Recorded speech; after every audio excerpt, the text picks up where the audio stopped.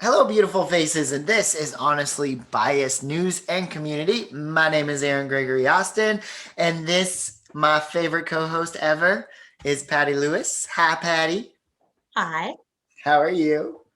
I'm here greeting you from the frozen wasteland that is the southern United States. Well, you have to deal with it because in Oregon, we just got it, and I can't tell you how many Oregonians on Thursday last week were like, yeah, it's whatever. It's not actually happening. And then Friday happened. We got like 3 inches of ice, and like nobody could get out, and everyone's like, "Oh, uh, how? A moment of, oh shit. Yeah, how is it over there? Like, is it kind of It's nuts? going to be 7 degrees tonight. 7? 7. Just 7. There's not a number missing off of that. I'm confused. And I'm in Mississippi. That doesn't happen here. So like I both of my bathrooms, I have the tubs just running just a little bit. Mhm. Same thing with my kitchen sink. My cold water thing to my kitchen sink actually froze last night. And I was able to get a heater on it fast enough so that the pipes didn't break, but it froze. It stopped working. Holy shit. So so yeah, I've been doing class over Zoom. We'll be Yeah. doing that tomorrow and probably Wednesday too. Oh my God. And I Well, didn't get to get my second COVID vaccine today because oh, everything was shut down.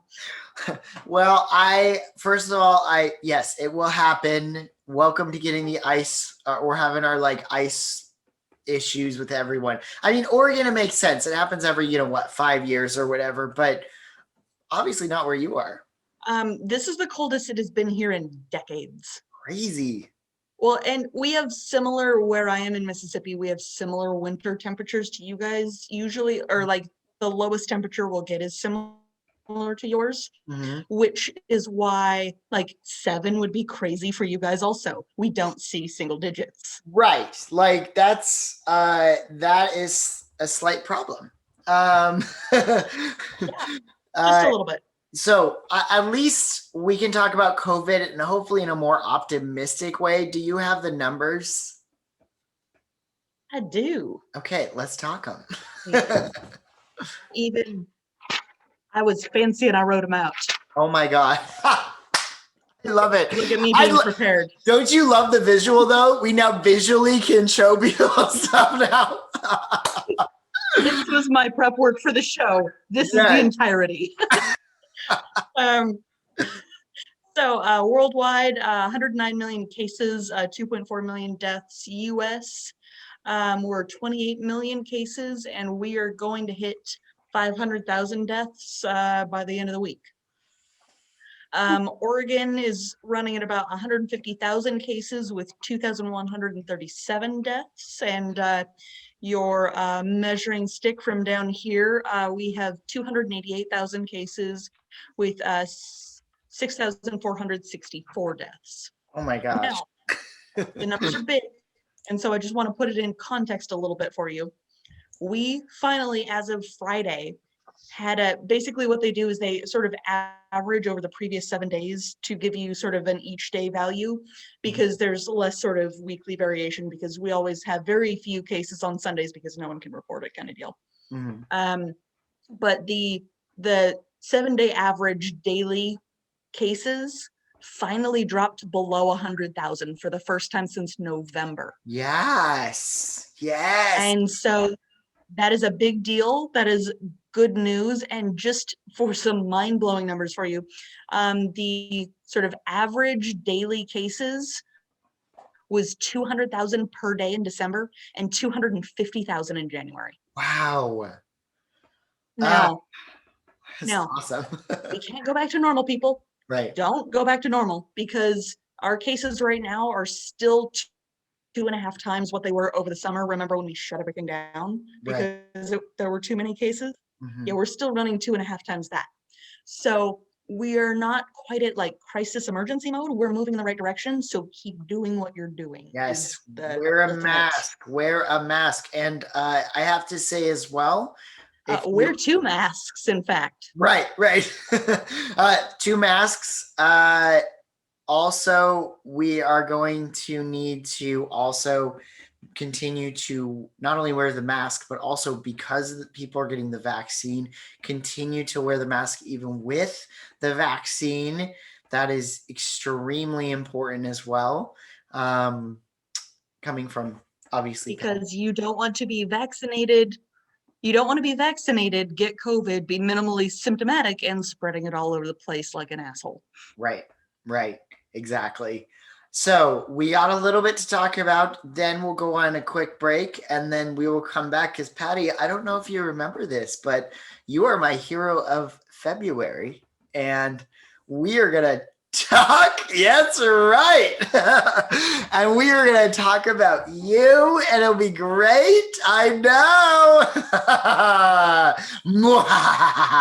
But I hope you know there are so many people that do my show, and they only listen to my show mostly because of you. I just yak away, and they're like, "Is Patty going to be on?" I'm like, "Excuse me, do you not see this? Look at there, my name's right." So, but while we get there, let's talk about some of the craziest things.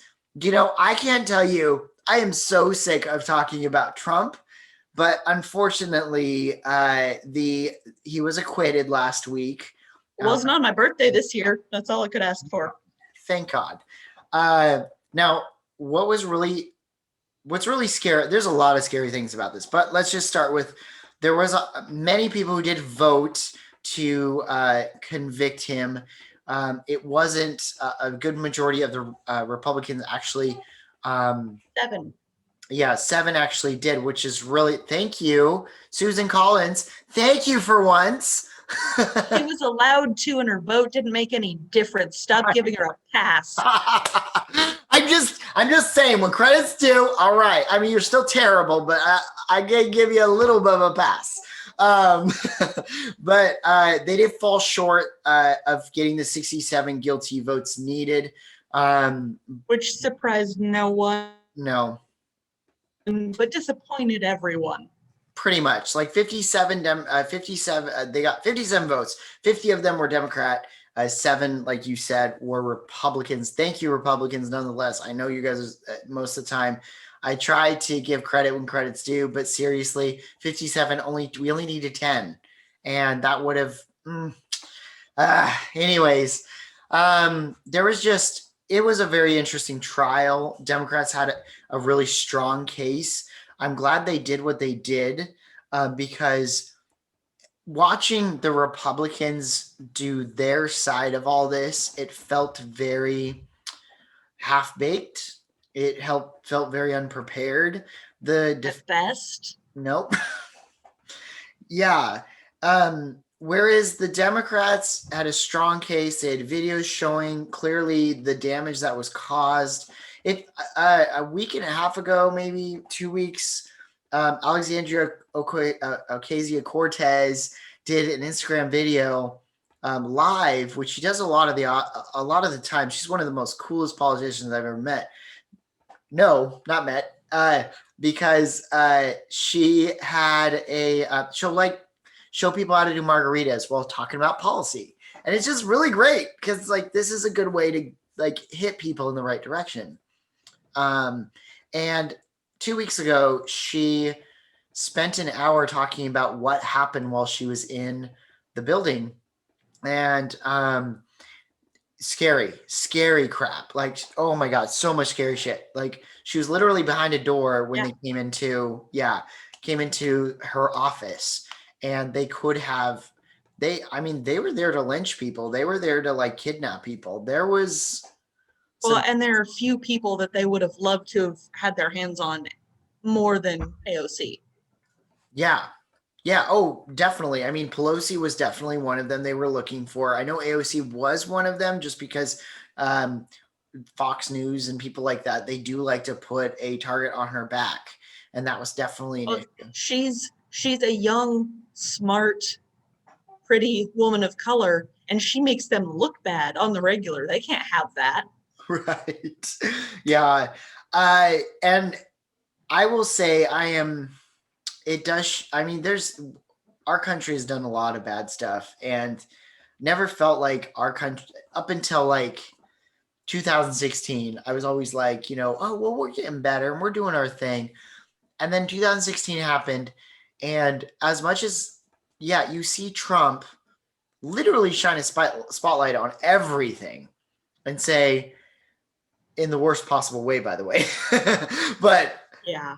hey, this is what's happening in your political system, and it's just a game, is what he's trying to say. And clearly nobody has called him on his bluff. I mean, Democrats do, but they do it like passive aggressively. Like,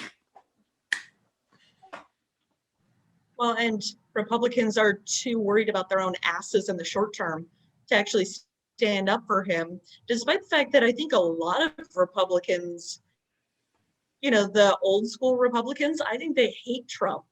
I think they loathe him as a person and they want nothing to do with him, but they're willing to take his followers. yeah, absolutely.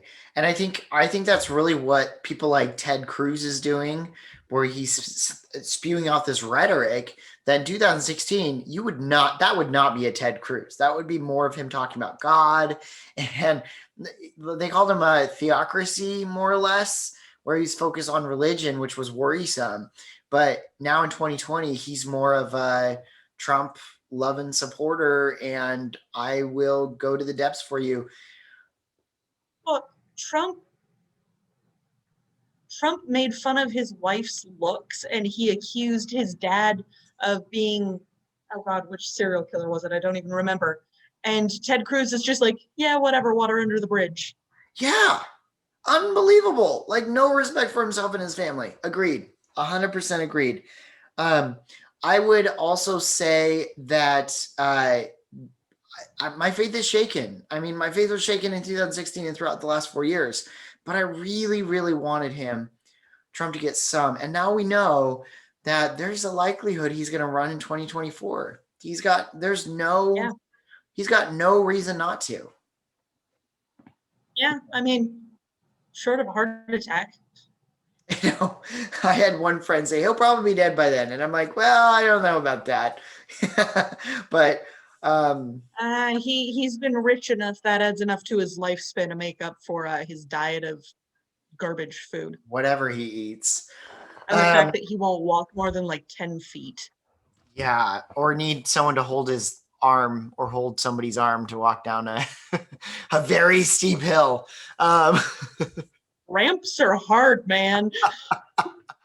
Right. Yeah. So it's just, I'm really disappointed in it. But let's talk about something a little less Trumpy, because I just wanted to brief through it, but I'm so disappointed. So but it's like, I'm not surprised, but I'm disappointed. Yeah. And like, so we're going to talk about the craziness of the snow, because kind of like what we were briefly talking about in the beginning. So is Texas getting snow too? It's the same fucking storm as we have. It's across the entire fucking South. Unbelievable. But, and I'm knocking on wood here, let you all hear it. We haven't had power outages yet here.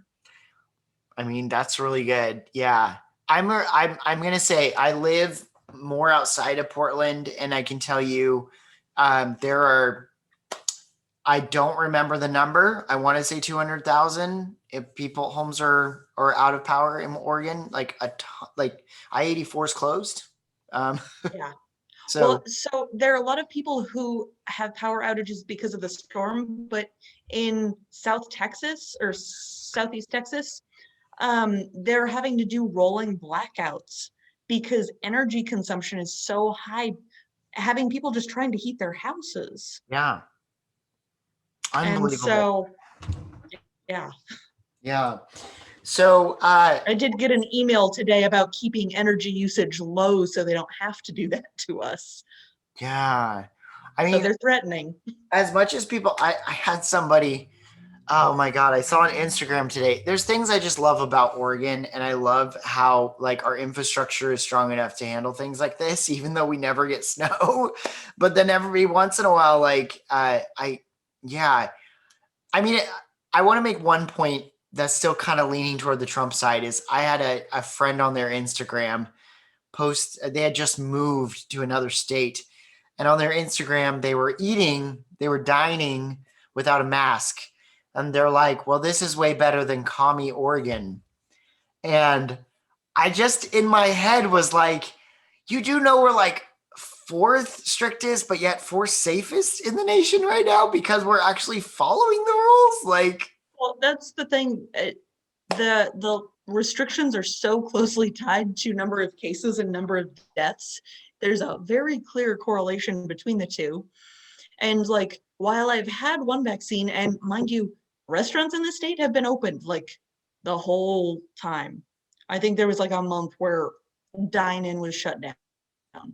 but like restaurants have been open here. Mhm. But it's been over a year since I've eaten in a restaurant. Wow. Yeah, and I'm not gonna lie. Me and my new partner and my friend, my roommate, we walked 2 miles to go to an empty bar with masks the first time in 5 months because we just were like, we need to get out. Like it's a pandemic, then the snow, we got it. And we literally walked there and it was an empty, like we were pretty much the only people there. And even then, like we're all sitting there because my partner's from Alabama. I'm Caroline, my I friend. didn't know your partner was a former pseudo neighbor. Oh yeah, I haven't told everyone about him, but it's partly it's interesting because he's much more talkative than like my normally talkative friends because Oregon has spent a year all isolated. We're not used to all this sensitivity of somebody who's like, oh yeah, nothing's really ever changed. And I mean, thankfully he's in the healthcare industry, so he's got his vaccination, he got his second shot, and that was crazy to watch. And I'm like, great, this is what I have to look forward to. Like, It but does vary from person to person, and one day feeling tired and kind of lousy is not a big deal in the grand scheme of things. I know. Suck it up, Okay, Buttercup. I know, right? I will say I have no issue. I'm going to get it. Absolutely no question. There should be no reason for somebody to be fearful because I saw him do both shots and the second shot was a little more, but we still were able to. And that's pretty consistent across the board. Everyone with the second shot were just like, wow, oh, that one kind of suck it out of me. Yeah, and that's really what happened to him. He had a little bit of a headache. He was a little warm from basically his hips all the way up, pretty warm, and then below it was like ice cold. And I was like, "Whoa, like that's a lot." But the thing is, like, he stayed the night. The next day, he was fine. Like, Yeah.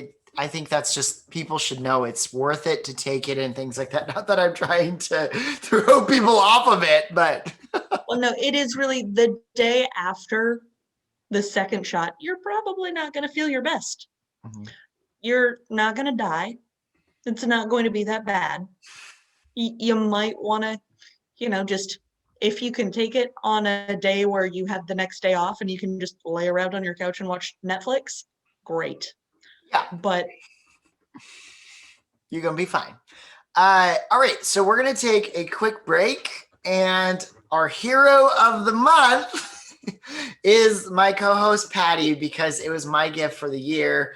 You have worked with me, and we're gonna talk about how where you grew up and like all your cool information, what got you into medical, how you feel about the LGBTQ community, so we can tie it into like the radio, like all of it. So we're gonna take a quick break, and we will be right back.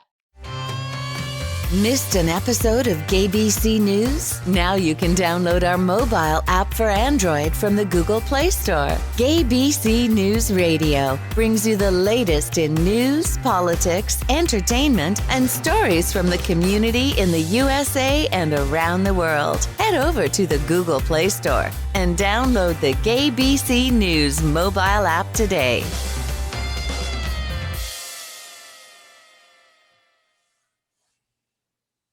All right, and we are back with Patty, Because I have tortured her. It is what your birthday was when, like a week ago? The 5th, The 5th. Yeah, see? 10 days. So as my present and your birthday month for sticking with me for this whole year, I'm gonna make you my hero of the month. And these are just people I believe make a positive Okay. impact in the world.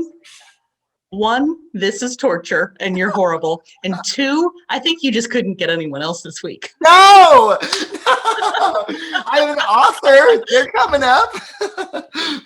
I'm not gonna lie.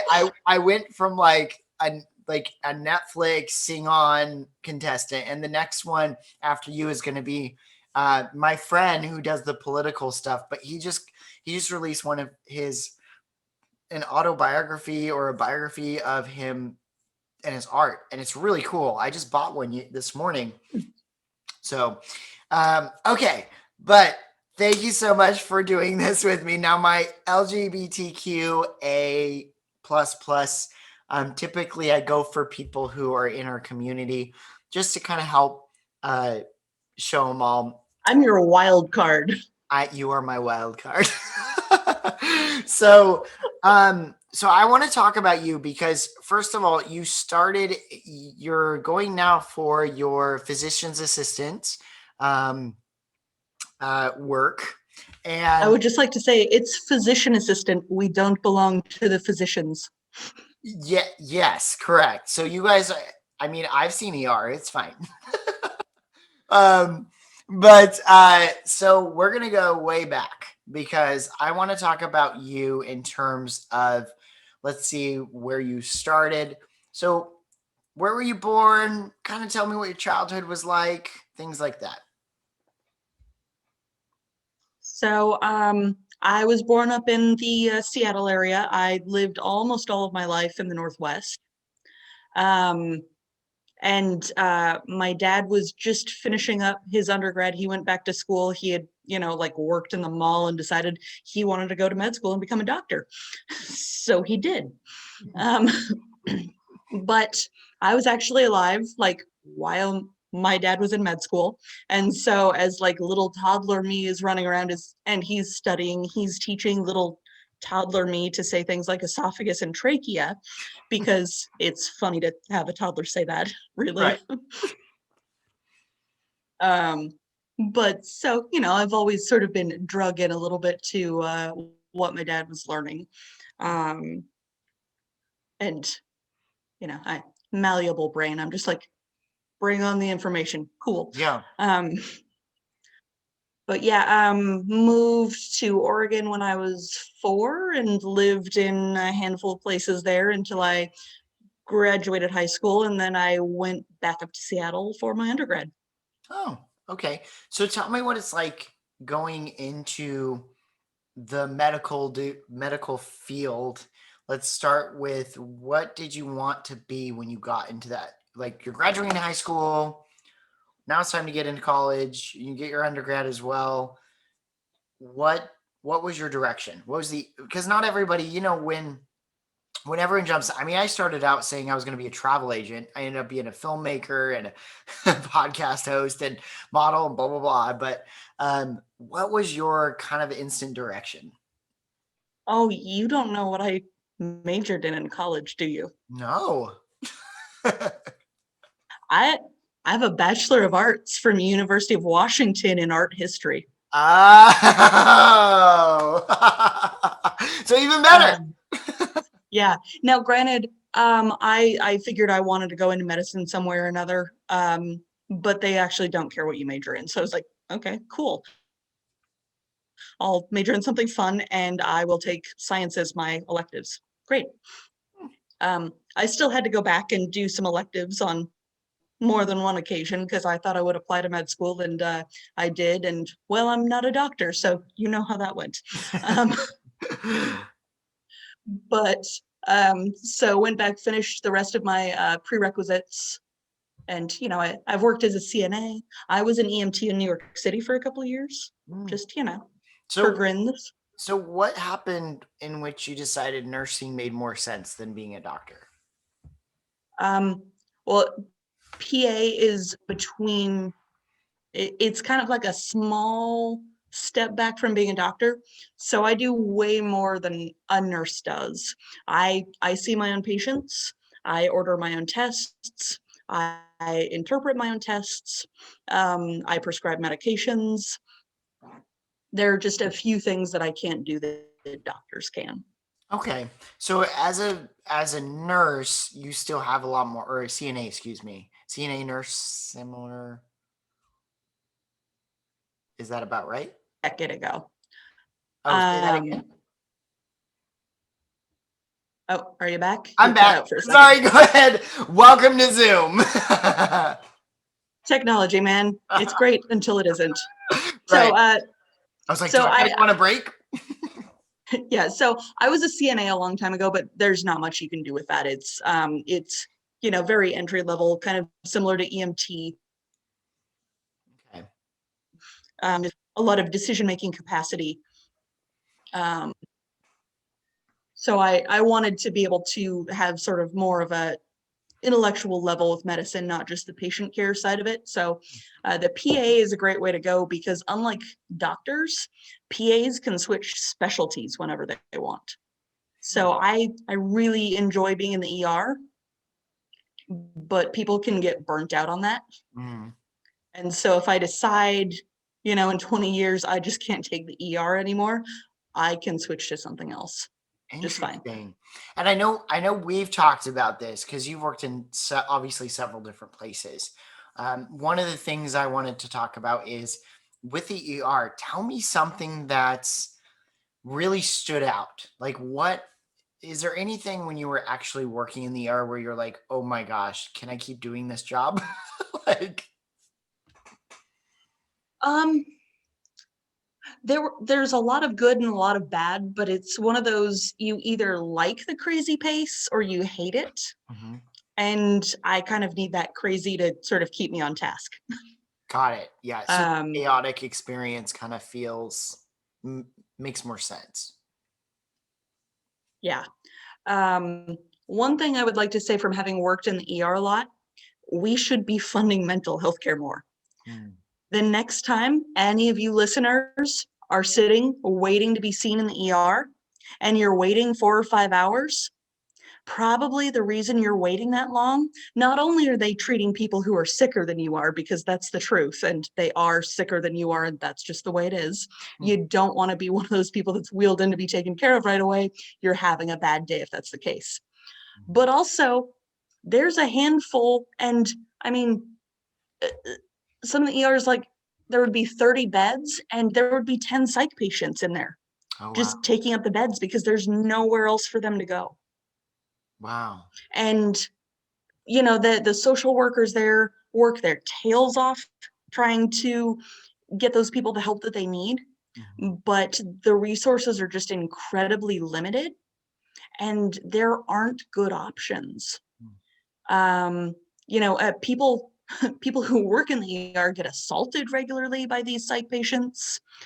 And really, for someone who's in a mental health crisis, kind of the second to worst place for them is in the ER because it's chaotic and it's strange and it's stressful. The only worst place for them is being by themselves. So they have to be there. Wow. So I would just say, if it ever comes up for funding that you're voting on it, like, hey, we want to spend more on mental health care, do it. Yeah. Right. Because We're that is going a in here. necessary thing. Well, yeah, we're all in Oregon. We're all we're all for that. Like we Well, and clap. I would just like to say, your homeless population, Oh yeah. almost throughout, all mentally ill. Yeah. Well, You and know, that's a definitely concern in Portland for sure. Yeah. But I will say that the ER is really nice because, sometimes, you do actually get to save someone's life. Mhm. You can actually make just a huge difference in someone who's really suffering, and you can really turn that around potentially, depending on what it is. Or you can figure out what it is and get it fixed. Mhm. It's you do see, some chronic illness, a lot of mental illness, but there are some really interesting things that you can treat, and sometimes you're actually able to really help people, and that's pretty cool. So tell me a little bit about so we talked about kind of growing up. Are you an only child? Do you have I I mom? am the uh, I'm the oldest child. Okay, awesome. Two younger siblings, younger sister and younger brother. We're all 3.5 years apart, and very different humans. But I'm I'm immensely lucky in that I really like my family. Yeah. So what makes Um, you like them? um, Mostly they're all just good humans. They care about other people and they want other people to be happy, and they're willing to be considerate of how another person is happy and don't try and force what their version of happy is on every single person, Yeah, I which get that. I admire. Yeah. I know your family very well, but our listeners do not. So I have to be Yeah, like, I can't just be like, you know them. yeah, I like let's like get to that. But I mean, of the impact that I've seen that you and your family have made, it's always been a positive impact, and that's why you're one of my heroes. Is because I think that your family, not only just your family, but like I've had people come on my show and made such huge impacts on it.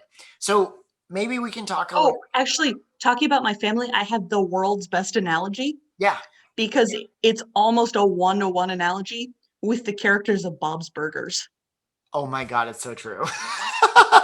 It is, except for Bob. Bob doesn't line up with my dad very well, Yeah. but like Linda throwing up because her kids' handmade Christmas ornaments were lost or stolen. Like, oh my God, my mom would do that. Like Believe it. 100%. Um, Wow. Melissa is Louise to a T, and Okay. I had almost the exact same experience at horse camp as Tina. Oh my God, that's awesome. Except for mine ended up with me being bucked off and knocked out by that asshole horse. But, Yeah. otherwise the same. Okay, so you're officially Tina, but so I have to talk about yes. Um, we're gonna talk about us a little bit. Um, Of course. I mean, of course, duh, like it's my show, like once we're kind of getting out of like the career. So I actually started getting you on this show, I think March 2020. March 2020. You were my first guest of my first show. And And you I just couldn't quit me. I can't quit you. I just can't. Can you tell me what you were feeling that first episode? Well, for one, I totally didn't see this being a recurring thing because a podcast is so far outside of my character. Like, no one who knows everyone is like, wait, you're doing that? What? Seriously? Damn straight you are. I was roped in and so I'm here.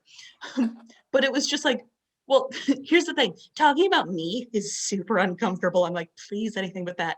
I can advocate for stuff. I will talk about other stuff. You're like, I want you to talk about COVID. Okay. I will look up COVID. I will know the numbers on this. I'll have it down, but don't make me talk about myself.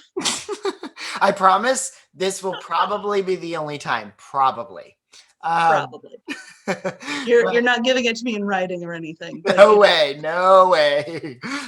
Because then I regret it. But no, I to be honest, I was really looking forward to it the first time just because there was so much misinformation, and I feel like I'm able to get it down to a level where it's digestible to people and understandable. And so I was really looking forward to being able to do that. Yeah, and see, here's the thing with you is like I didn't know if this was gonna work or not. I really didn't. I thought that, and it wasn't just you. It was just, I tell many stories about like how this became one thing and it ended up becoming something else. And like with you, when I brought you on, it just started feeling right. We had the chemistry, like it made sense. We were connecting in such a way that I was like, my show would not be the same without you. because Yeah. it just works so much better because you can ground my statements when I'm throwing them out there. But also you have a lot of truth to it. Like we both obviously are more progressive and, but we're able to ground each other. And I think sometimes when I'm like, oh, I'm going to stay middle, you're like, no, left, like more left. Like, I will not have this centrist bullshit. right. But also, I think it's just a lot more, I think it's a lot more interesting having a conversation and having a conversation between two people versus having a conversation between one person and the listener. Yeah. It's a lot harder of a bridge to manage having a conversation I that way hate when it. one side can't respond. I've only done it, I think, once or twice without you, and I hate it. And the other times, I don't, people, you've had your sister replace you for a minute briefly, but that was very quickly squashed because you're like, I'm coming back. I'm here and I'm stuck in extended stay hell, and I need some sort of outside stimulation. Yes. Okay, so when you graduate, and you're doing the physician's assistant work, so Yes. yes, I hope you're still here. Don't get all like big and famous on me. But so tell me the one thing you're excited about with that. I get to start actually seeing patients for clinical rotations this fall. Wow. Yeah. So I get to like start like genuinely working with patients. And so I'm scared, but I'm excited. Because the classroom stuff, I mean, some of it's interesting. A lot of it is just a really long slog because they tell you at the beginning it's like drinking from a fire hose, and that is the correct analogy. Wow. Okay. Like, you know, we sort of learn all of the clinical relevance of like kidney related stuff in like a week and a half. Your kidney is smarter than you are. It does so much stuff. It filters everything. It maintains your electrolyte balance. It maintains your pH balance. It maintains your fluid balance. Wow. It is important, and there are a lot of ways it can go wrong. And we cover that in a week and a half. Wow. That's insane. Yeah. So I do wish you well on that. I want to gear it a little bit toward the LGBTQIA plus community, obviously, since we're on GAYBC News Radio, and should kind of go through it. Have you? Can I just, one thing I want to put in there? Yeah. I remember I was in high school because, yes, listeners, I am that old, when the one man, one woman vote came through in Oregon. Yeah. For marriage. Yeah. And I was just incensed. I was so angry. I cannot even begin to tell you. Why But did that at anger least you? because you guys are just as capable of loving as I am. Yeah. And as someone who's divorced, I am capable of loving, marrying, have it be horribly messed up, and quitting. Yeah. And to say that two men or two women who love each other are a bigger problem towards the institution of marriage, it's just ridiculous. Wow. Additionally, just to tie it back to healthcare, patient rights and spouses of patient rights, you know, to be able to make sure that spouses are able to come in and see their ill family members, and you know, that their spouses are actually, or you know, their partners are the ones that are able to actually make medical decisions for them if they're unable to. Okay, so You know, like clearly you're super uncomfortable with gay people. Yeah. Although I did have a great argument with a classmate in high school because, oh gosh, I was maybe 16.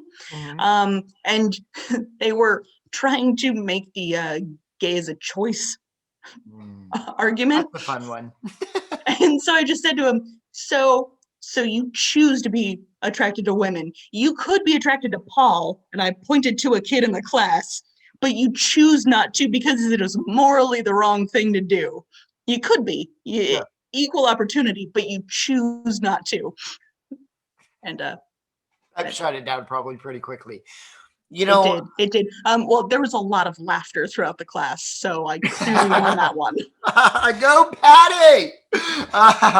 Well, I will say we always ask a question. I want to ask you, and I know obviously you're an ally, and I have had I've had people on my show that aren't necessarily part of the LGBTQI plus community, but the question I ask is a question I would ask you as well. If let's say, so I always tell this story because like when Will and Grace was on, I'd sneak it under my bed and I'd like watch it on my little TV because like it made an impact. It was like, wow, like gay people aren't crazy or weird or whatever they're saying. They seem like normal people. Like they just want to have sex with men or love women and have sex with women. Like it's not this, same connection. So, but I was living in a family that's extremely conservative, very scary in terms of all of it. My question to you is if someone in the community was listening to my program and were struggling about coming out because they were in a conservative area, what would you say to them? Well, one, I would say, I am in Mississippi. I am deep south. Perfect. And when we were first starting to go over physical exams, we were instructed to ask patients about their preferred pronouns. Wow. Yeah. So I would say this has made a lot more strides than you may have realized, and you may receive a lot more sympathy than you think. If you think you are genuinely unsafe, find an ally, be they LGBTQIA plus or a straight person who is just an ally. But if you need someone there to help you, find, someone to help bolster you. But if you can, live your life and live it without fear and try and find what joy you can, because it can be hard to find joy even if you put everything into it.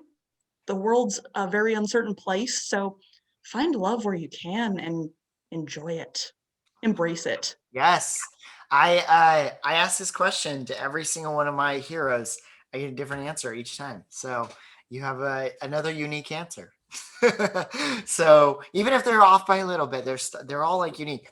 All right, we're going to end this show. But before we do, I do something called rapid questions. This is a part you're never a part of, so you don't even know. Yeah, I've totally never listened to the show, so I don't know what's happening. Thanks, Patty. Way to be an ally. This is how you get me back on week after week, is that I don't have to listen to my voice. I know. Never mind. Don't listen. All right. So these rapid questions, basically, it's the first thing that comes to your mind. There's only 4 of them. But typically people get stuck anyway, and that's okay. All right. Do you cook? Yes, all the time. What's your favorite food? Too many to name. I like all the foods. If you could be in any movie, what would it be? None of them. What is that? None of them. Awesome. Where in the world do you find peace? Oh, so many places. I love travel. I love the outdoors. I would actually love to go back to Morocco. That was one of the best vacations I've ever had. It was also very, very awful in some aspects for personal reasons, but going there was just utterly spectacular, and I would love to go back and have it be a much more positive experience. And the food and the shopping are spectacular. Now I want to go. That's awesome. You should come with me. We'll make a whole trip of it. Yes, let's do it. I just applied for my passport, so I need to get mine with my current name. Okay, we'll work on it. It takes 3 months, but work on it. Well, Patty, I always kind of end with, first of all, saying thank you so much for humoring me and getting in them. I didn't have anyone else. No, I'm just kidding. You were a last resort. You were my last. Okay. No, you are actually literally the first person I thought of as my year anniversary as the person to reach out for. But I want to tell you that like you are nothing but a strong ally and asset for this show. I'm so grateful for all your feedback, all your knowledge. You sit there and study nonstop and you're still able to keep up with a political show on top of this. And I'm so grateful. And is there, I normally ask people where we can find more about you because typically there's where it is. Instead of that, I would actually ask you, is there a message you want to say to people like the listeners this time around? Um, I guess just with all of the shit going on, be good to yourself. Um, you know, cook a nice meal for yourself, eat a vegetable, take a walk. Just try to be good to yourself with everything that's going on. Try to love yourself with whatever is going on in your life. Yeah, totally agree. So we end the show with some hashtags. You remember this because we did one show where it was just all of it. So I'm gonna end the show the same way I normally do. Um, and it's so funny because every once in a while I'm like, all right, what were they? Hashtag not me, us, hashtag our revolution, hashtag Black Lives Matter, wear your fucking masks, and of course, be very safe out there, everyone. Patty, you are my hero. Thank you so much. And I'm looking forward to our next show where I can harass you again. Thank you. Thank you so much for having me, and thank you for having me on every week. It's fun to be able to just have sort of somewhat lighthearted political conversation that's, not as angry as it could be, and, throw a little knowledge out there for people, and please wear your fucking masks. Wear your fucking mask. All right, everyone, have a wonderful week, and we will see you on the next show. But other than that, this has been Honestly Biased News and Community.